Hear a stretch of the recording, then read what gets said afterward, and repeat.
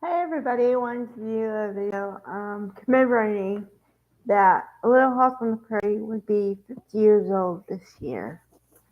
Um, I've said it before.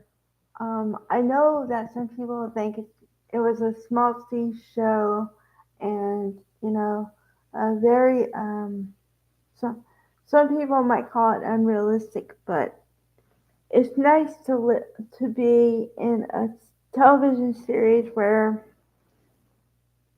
for the most part, everybody tried to get along and they believed in kindness and honesty and being a true friend and the values of family and friendship and working together. Um, okay, so what I'm going to talk about is a couple of my favorite episodes.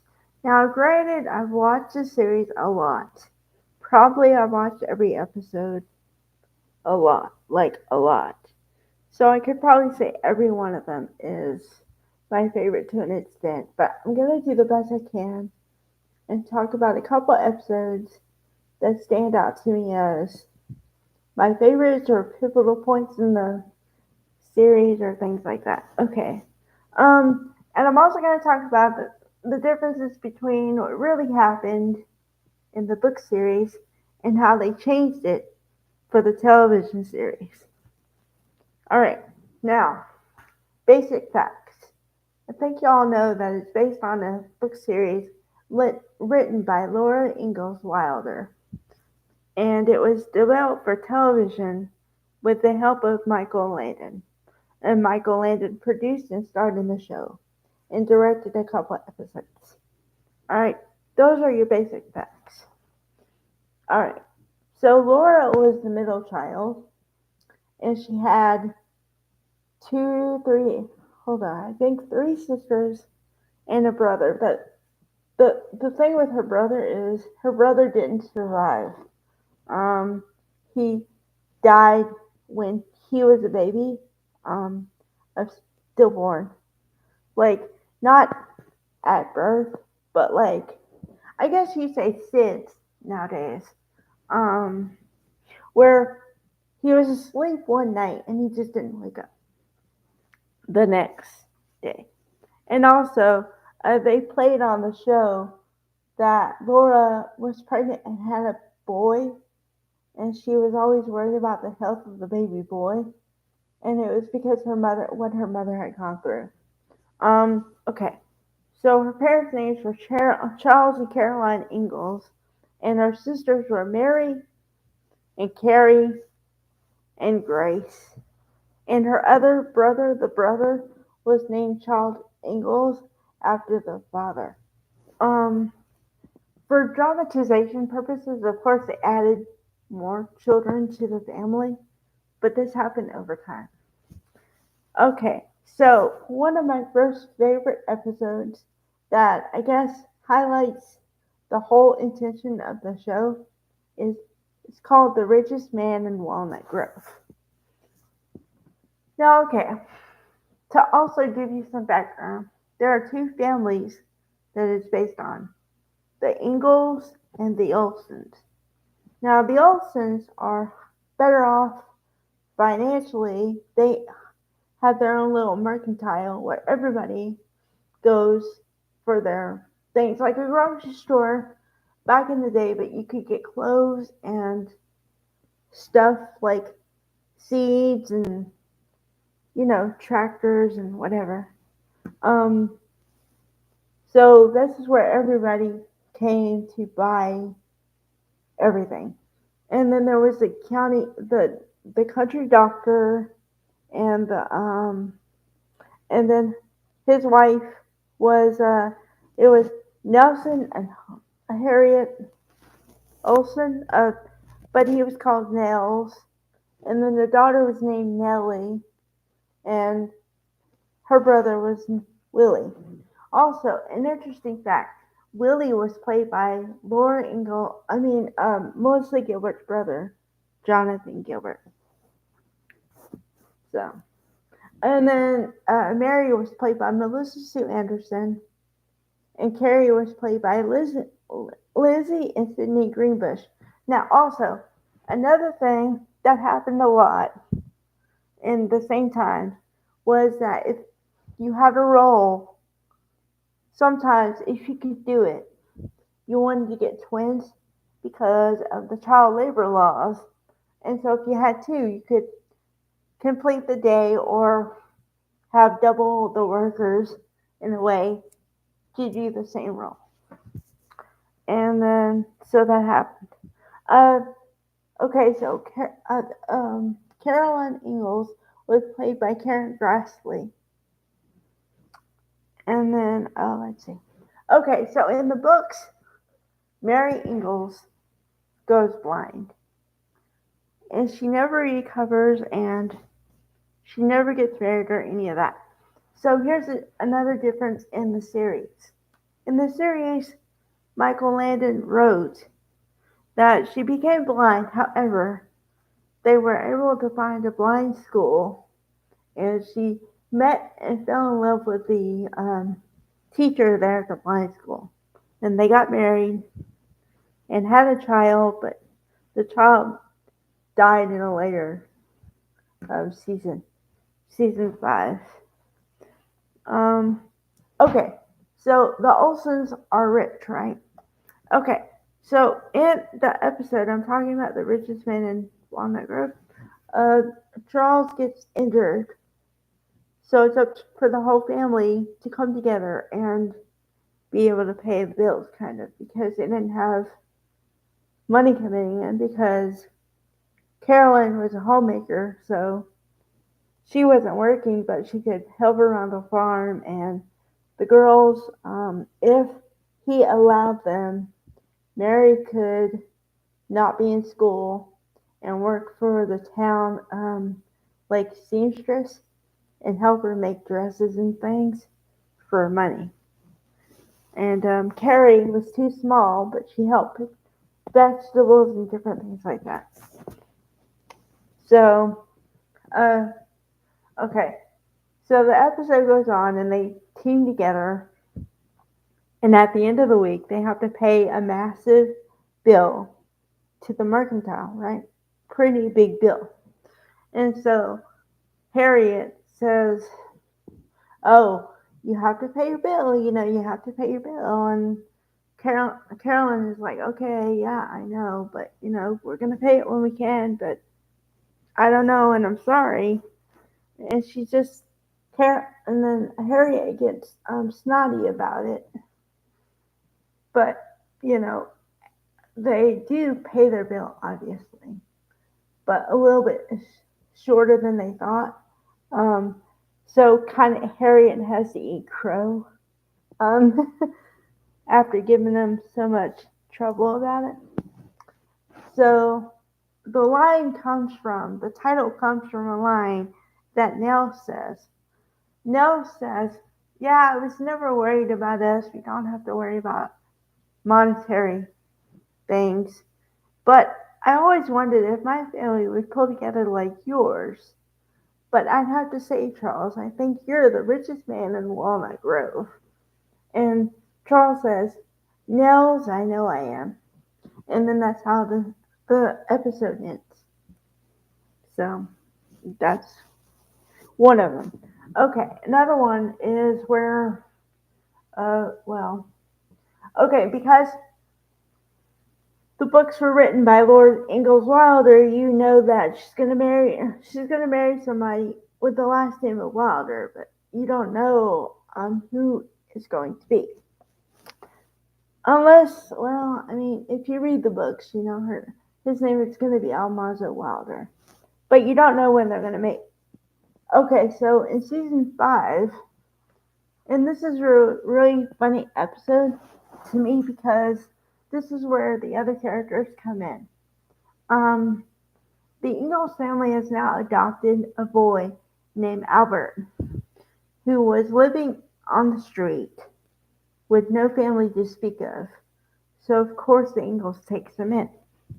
So Albert is convinced that the new teacher is going to be a hot young, woman, girl.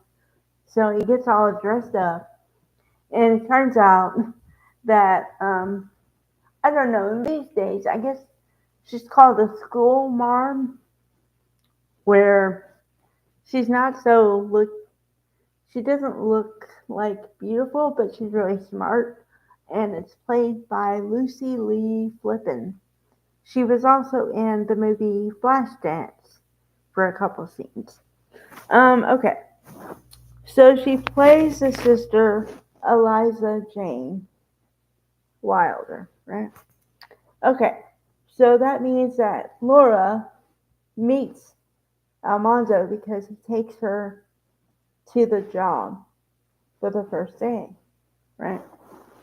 So the first time they meet, he asked her just an innocent question of, "Do you know the schools? Do you know if schools let out?" And they just have a little conversation, nothing like nothing like flirting, nothing like that. But she says to her mother, and we kind of know that. Um, she says, "If I had a remembrance book, I would write this day because I didn't know at the time, but I met my husband, the person who was going to become my husband." Um, so yeah, pivotal moment in the show and obviously in her life. Okay. Um, Another episode I like is it's called Sweet 16, but it's when they really become a couple because you have to understand that Almanzo is quite a bit older than Laura, so at first her father is totally against it because he thinks that he's too old for her. And he finally says later on, he finally does accept it, of course, but he says later on, the problem wasn't the age, the problem was that he knows he's mature and knows what he wants, the man, but he was worried that Laura's too young to know what she wants. But then all my favorite episodes kind of clump together because one of them is Sweet 16, like I said, when she becomes a teacher for a couple of days, because that's the time when her father starts to see her in a different light, like an adult. But then also, in conjunction with that, Almanzo starts to see her as a woman too. Although it kind of happens not overnight, but like one day he doesn't see her like that, and the next day he does. And he can't explain why. He just does. Uh, and then the next thing that I like is a two-parter called He Loves Me Not. Because, of course, it's a take on one of the games. I don't know if you guys played this, but you can play it with flower petals. You play like He Loves Me Not, right? Okay, so in the first episode, they're really together and whatever. And then he gets sick and she comes to see him. But she's convinced that he likes another girl because she happens to see him rub her back. But it wasn't like that. He was just rubbing ice or water off of her because he had dropped some ice and the water had gotten on her dress. So that was all it was. But she was convinced that he wasn't in love with her anymore. And then also, like I said, because he got sick, Charles, her father, got to see that she loved him despite everything. So then that changed his opinion. Um, and then also, they were talking about getting married. Um, they hadn't gotten engaged yet, but I guess back in those days, they wanted girls to be at least 18, although there wasn't a law or anything. But then again, I guess I should preface this by saying that back in those times, people got married really young. That's just what you did. And maybe you went to college, maybe, but most people got married, had kids, the whole thing. Okay?